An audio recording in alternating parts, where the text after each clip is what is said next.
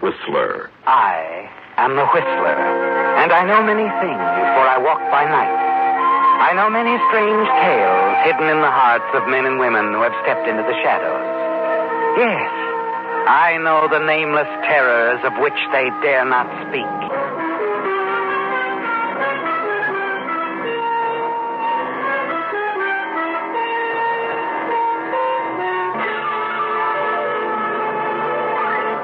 And now, the Whistler's strange story, Garvey's Folly.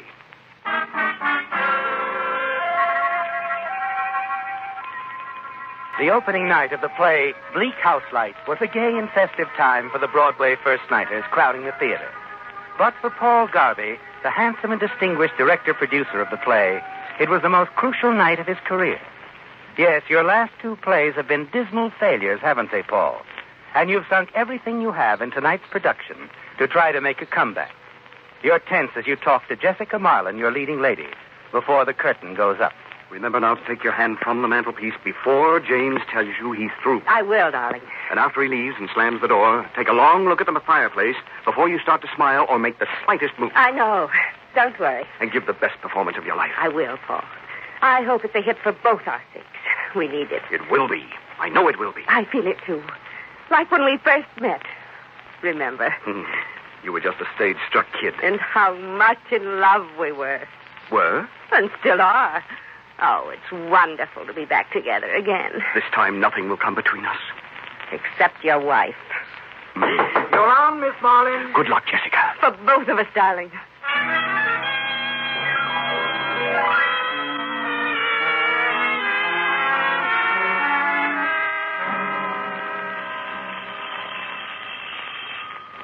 Yes? Paul. Come in. Hello, darling. Well, did you read them? The reviews? Yes, but the audience told me all I had to know. It was a turkey, Paul. No. I don't care what they say. This one has to go. Everything I have is sunk in it. It's a flop, Paul. Your third one in a row. Well, what happens to my career now? You can make a comeback, Jessica. How? Listen to Bryson's review in The World.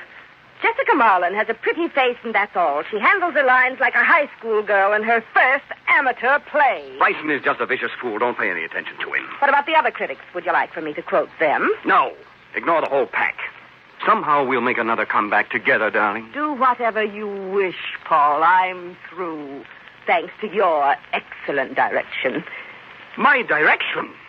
Now, that's a fine thing to say. I expected the playwright to blame me and my backers, too, but not you, Jessica. What do you want? Praise? No.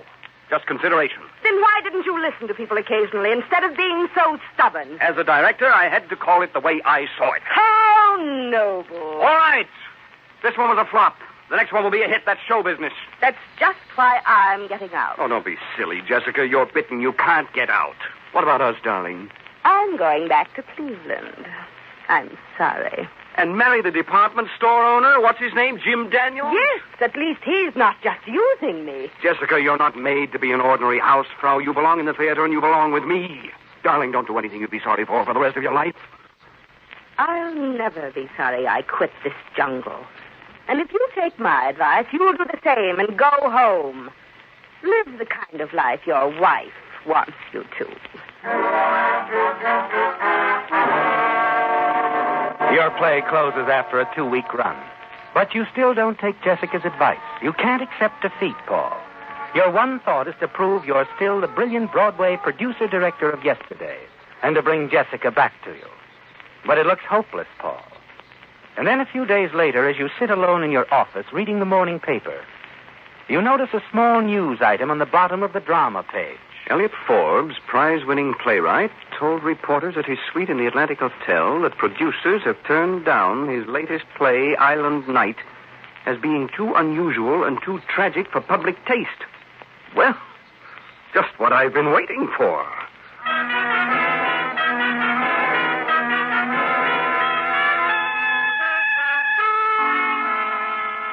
Nice of you to drop by, Mr. Forbes. Now, what'll you have? Brandy will be fine. Brandy it is. I like scotch over ice myself. There you are. Thank you. Now then, about Island Night. It's your greatest play, Elliot, if you don't mind the first name. Of course not. I'm sure it's an artistic success, but nobody will touch it. Everyone says it's poor box office. O'Neill and Ibsen managed to fill the theater. I don't see why we can't do it with this one. You're seriously interested in putting it on? I wouldn't have asked you to come and see me if I weren't interested. Where are you going to find financial backing? This thing is being turned down by every angel in New York. It won't be easy, Elliot. But if you'll give me a 90-day option on the play, I'll do my best. I've got nothing to lose. Go right ahead. And good luck.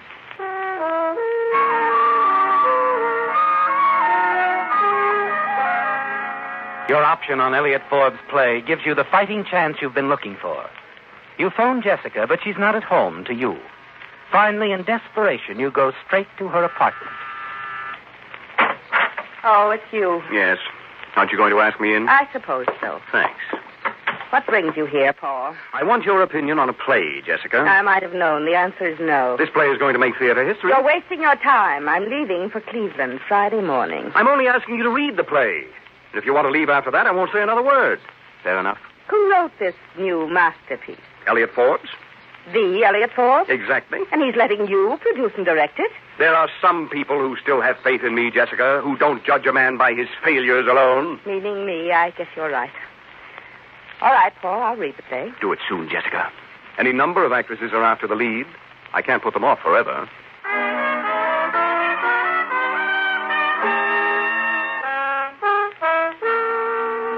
Where have you been, Paul? I've been in 3 times this morning. Well, I'm here now. Did you read the play? Oh, yes, it's breathtaking. You're right. It will be an American classic. And the way I'm going to handle it, it's going to be a smash at the box office, too. The part of it I am. You are thinking of me, aren't you, Paul? What about Cleveland, Jim Daniels? I don't want you walking out on me, Jessica. I've put Cleveland on ice. Then the part's yours. It always was, really. Oh, darling, I can't wait to get in rehearsal. I'm in love with you all over again. I guess I never learn.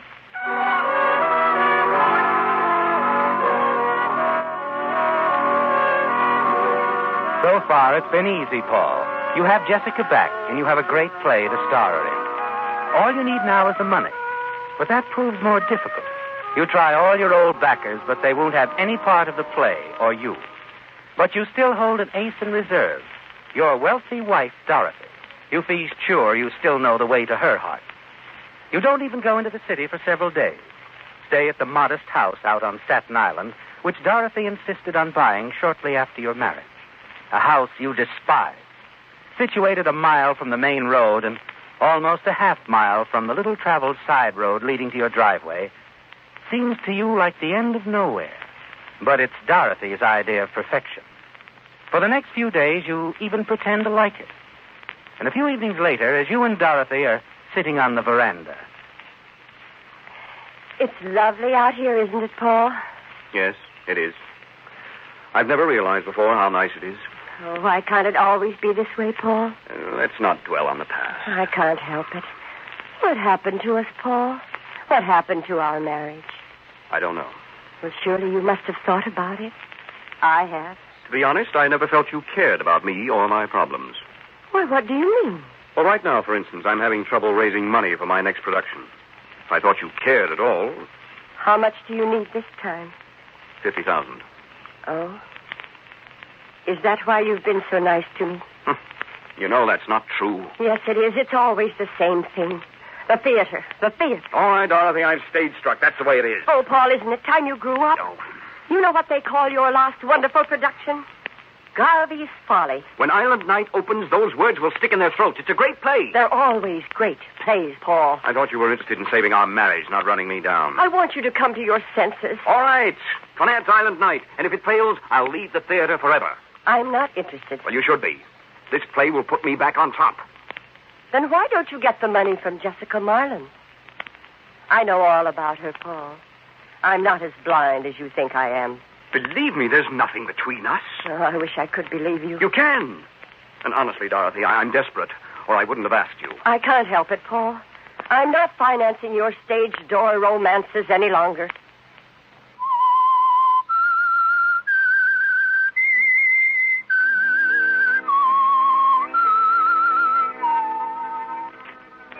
With your wife Dorothy's refusal to back your production of Island Night, all your plans go up in smoke. You stall Jessica as long as you can. But as the weeks pass, she becomes suspicious and begins putting on more and more pressure. You're desperate, Paul, ready to clutch at any straw. And then one evening, you're walking into your old friend Chip Edwards' bar. Remember me? Hey, Paul. What do you know, fellas? Gee, it's been a long time. Yeah. What did you have? It's on the house. Scotch. Coming up. Couple of scotches, Jack. Hey, you're looking beat, Paul. I am. What's new out this way? No, just a local political campaign. We're going to have an election to get us a new mayor. The old one passed away. I'm backing one candidate pretty heavily. I wish I could worry about local elections for a change. What's bothering you, Paul? Money. I need $50,000 or I'm finished, Chip. Oh, if I had it... You don't, so forget it. But I sure wish I knew where I could get my hands on it. I wish there was some way I could help, Paul. If I live to be 1,000,000 years old, I'll never forget the way you risked your life to save me from drowning last summer. Forget it, Chip. If I'd stopped to think, I probably wouldn't have done it. Anyway, you did it. Guy just don't forget a thing like that. I'll do anything to help you, Paul, if I could. Anything. I know you would, Chip. And I won't forget that either.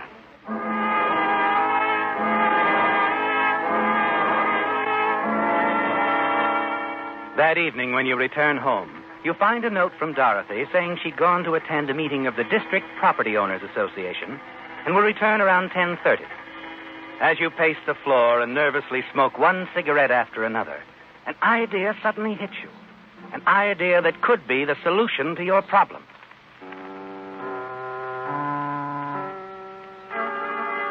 You open the wall safe in your living room, remove several of Dorothy's most valuable pieces of jewelry, take them to the attic.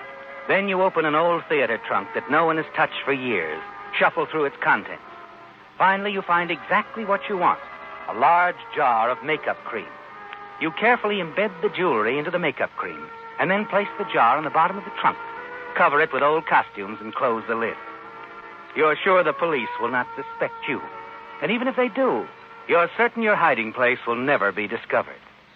When you return to the living room, you leave the wall safe open, overturn a few chairs, set the scene to look like a burglary. Then you pick up the phone and call the police. This is Paul Garvey, 21 Kenter Road. I just returned home and found my wall safe broken into. All our valuables missing.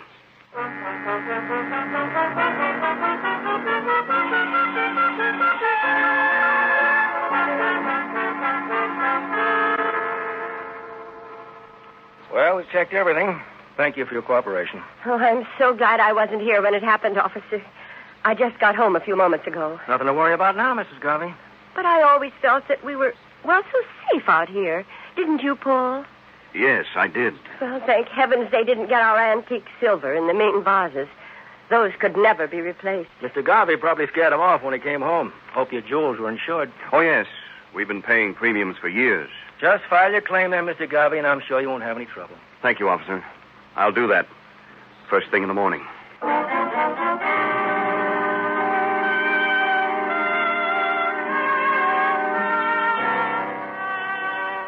When the check for $47,000 arrives from the insurance company a month later, made out to Mr. and Mrs. Paul Garvey, you get your wife, Dorothy, to endorse it. But instead of depositing it in the bank to her account, you conveniently put it in your own. And then you start rolling on the production of Island Night. The storm breaks a few nights later. You arrive home from a late rehearsal when Dorothy meets you at the door. Hello, Paul. Hello, my dear. A little late for you to be up, isn't it? I've been waiting for you. Oh? Nothing the matter, I hope. I went to the bank today, Paul. I want to know what you did with that check from the insurance company. I thought it over carefully, Dorothy, and... And what? I decided to use the money. That was my money, Paul. Ours, darling. The insurance check was made out to both of us. I won't permit you to throw away $47,000 on that Jessica Marlin and that ridiculous play. I'll report you to the insurance company. You might cause trouble, but I don't think so, Dorothy. It's our money, not yours. I'm the head of the house, and I consider it a wise investment in our future. Do you? Well, as far as I'm concerned, there isn't going to be any future, Paul. I'm filing for a divorce.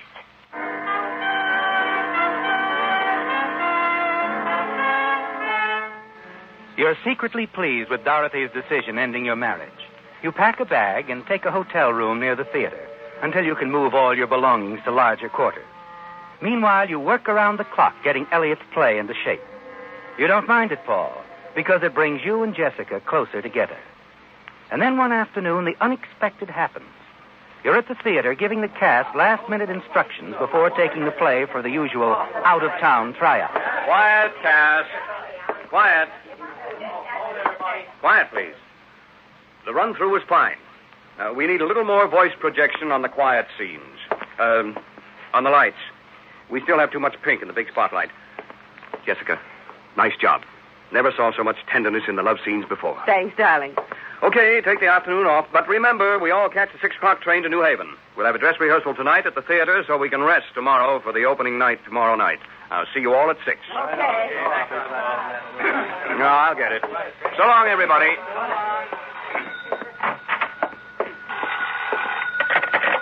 Hello? Paul, Yes? I must see you immediately. I'm busy, Dorothy. I have a train to catch at 6. It's a matter of considerable urgency, Paul. What is it? I shall discuss it with you in person, if you can tear yourself away long enough to drive out here. And you'd better, Paul. If not, I'm warning you, you'll be sorry. And you'd better hurry.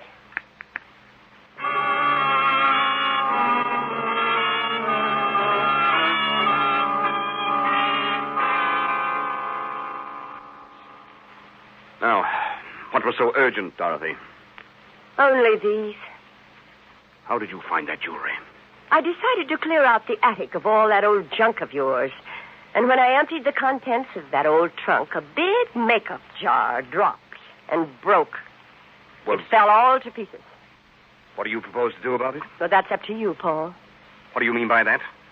If you're ready to give up the theater and Jessica Marlin, I'm willing to tell the insurance company that we found the jewelry. I will refund the $47,000 and forget the whole thing. And I'll start over again with you. And if I'm not ready? Then I shall have to tell the insurance people the true story. Why not be sensible, Dorothy? The theater's my life. I can't. You're a failure in the theater, Paul. I've given you 5 years to prove yourself. I'm sorry, Paul, but you have exactly 2 choices. Oh, no. There's one more. Paul. No. You go completely out of your mind, don't you, Paul? For several seconds, you stand stunned as you realize the blow you struck with the heavy bookend in your blind anger was fatal to your wife, Dorothy. But there's no turning back the clock now. You realize you must cover yourself, make the whole thing appear as a robbery and murder by outsiders. You open a window, quickly gather up the silverware, a valuable Ming vase, and several highly expensive antiques. Then you put them in a suitcase. For the first time, you're grateful that the house Dorothy insisted on buying is off the beaten path, away from even the side roads. You're certain no one saw you arrive, and equally certain no one will see you leave. You decide to take the Staten Island ferry to Manhattan. A few moments after the ferry is underway, the suitcase has been tossed overboard. Once in Manhattan, you park your car as usual, hurry to the station, and join the cast for the trip to New Haven. And that evening, as you start the dress rehearsal... Places.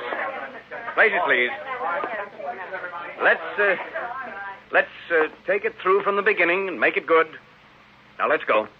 Excuse me, Paul. There's someone outside who wants to see you. He says it's urgent. Oh, thanks, Reggie. Okay, sorry. Hold it, everyone. Keep your places. I'll be back in a few minutes.